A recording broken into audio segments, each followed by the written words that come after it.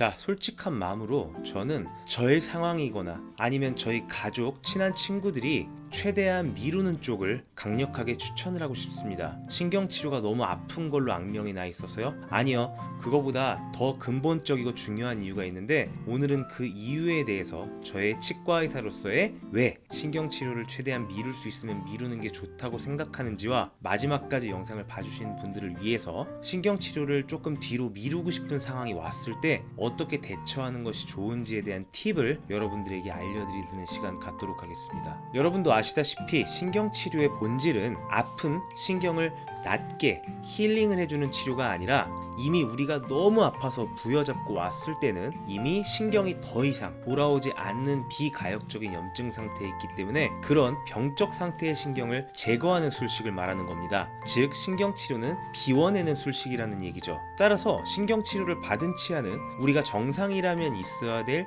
치아의 신경이 없는 상태의 치아라고 보시면 되겠습니다. 자, 그렇다면 왜 신경치료를 최대한 미룰 수 있으면 미루는 것이 좋다고 저는 생각하는 걸까요? 첫 번째로, 치아의 삭제량이 커지기 때문입니다. 우리가 신경치료를 하기 위해서는 치아 위에 구멍을 뚫고 이렇게 그림처럼 눈으로 잘 보이게끔, 치과의사의 눈에 잘 보이게끔 충분히 시야를 확보한 상태로 구멍을 내고 아래에 있는 신경을 제거해 나가는 술식입니다. 따라서 그 구멍을 형성하는 과정에서 어느 정도는 치아의 구조가 삭제될 수밖에 없습니다. 아니 선생님, 그러면 구멍을 아주 얇게 뚫으면 되잖아요. 치아를 보존을 해야죠. 맞습니다. 적게 뚫으면 얼마나 좋겠습니까? 하지만 신경치료는 그만큼 이머전시한 상황에서 들어가는 치료고, 그런 과정에서 신경을 충분하게 제거를 해내지 못하게 되면 되려 역효과를 불러일으킬 수 있기 때문에 치과의사의 눈에 충분히 잘 보이게, 우선적으로 치질을 희생해서라도 잘 보이게끔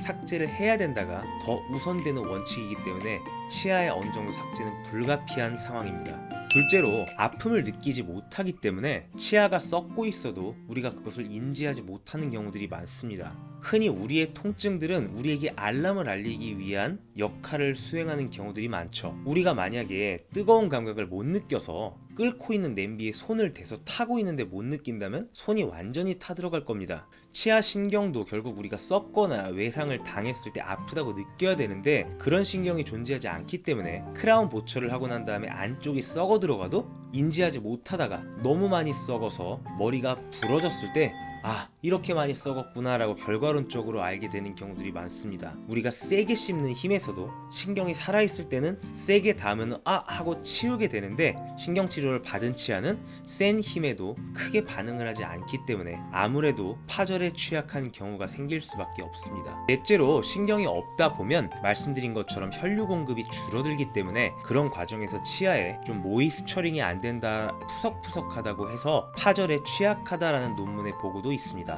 여기까지만 들었을 때에도 물론 이제 신경치료가 큰 고통을 감소시켜주는, 큰 위기로부터 벗어나게 해주는 것도 있지만 그만큼 치아에 핸디캡이 발생한다는 것도 아시게 되었을 겁니다. 머릿속에 이제 의문이 들지 않습니까? 왠지 좀 치과에서는 신경치료를 자주 하는 느낌이 든다는 말이죠. 이렇게 핸디캡이 생길 수 있는 신경치료를 권하게 될 수밖에 없는 이유는 뭘까요? 일단 치아가 너무 아파서 부여잡고 오시는 분들은 지금 당장의 그 통증을 제거할 수 있는 거의 유일한 방법이 신경치료이기 때문입니다. 신경에 한번 염증이 생겨서 돌아올 수 있는 염증 상태면 그것이 나아지기도 하지만, 저렇게 너무 아파져서 통증이 극에 달아서 오는 경우는 대부분이 비가역적 치수염이기 때문에 그런 경우는 빨리 이 고통에서 해방될 수 있는 방법이 신경치료밖에 없습니다.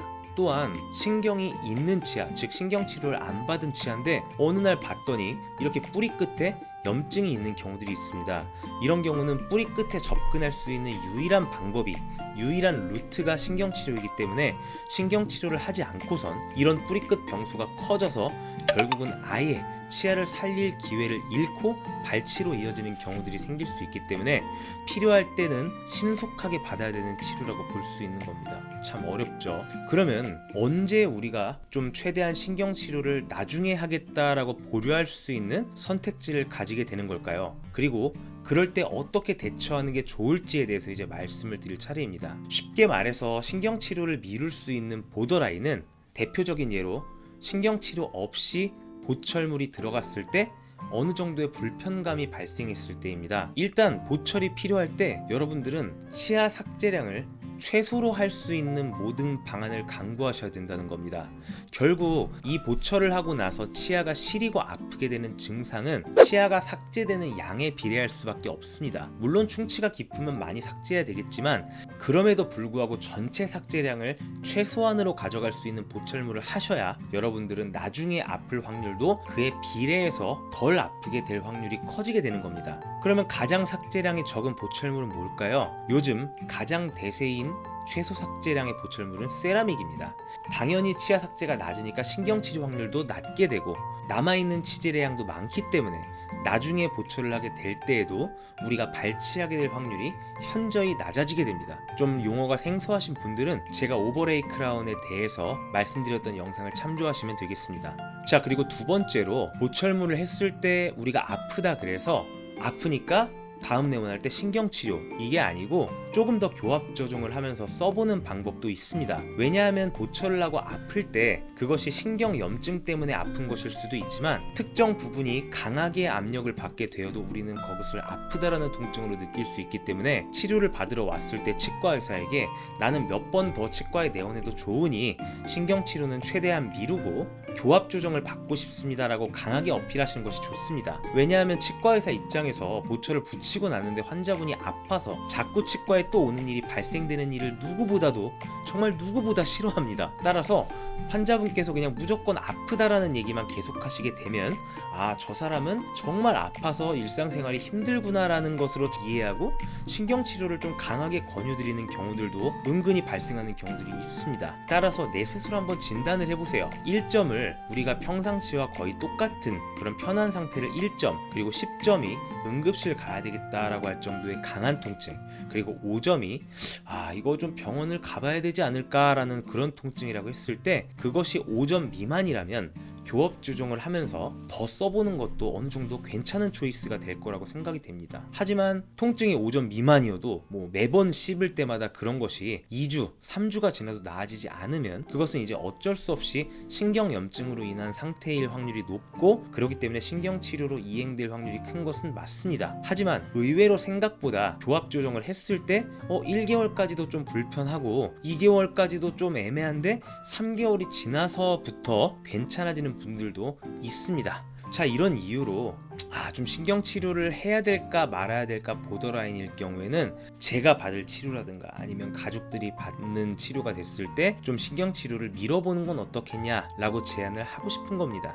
우리가 목 디스크 때문에 너무 아파서 뭐 디스크 수술을 받아서 그 통증으로부터 해방되는 것도 초이스가 될 수 있겠지만 아무래도 목 디스크 수술을 받아서 인공관절로 대체가 되게 되면 원래 우리의 목과는 다른 점이 생기는 것처럼 치아도 신경이 없어지게 된다면 물론 치아 자체도 충분히 기능하는데 이상은 없지만 그로 인한 디스어드밴티지는 있다라는 것을 여러분들이 꼭 알아두시고 신경치료를 최대한 신중히 결정하시고 신경치료 확률을 최소한으로 낮추기 위해서 보철을 하실 때에도 최소 삭제량의 보철물을 가급적 선택할 수 있는 지혜를 갖추시기를 바라며 오늘 영상 마무리하도록 하겠습니다.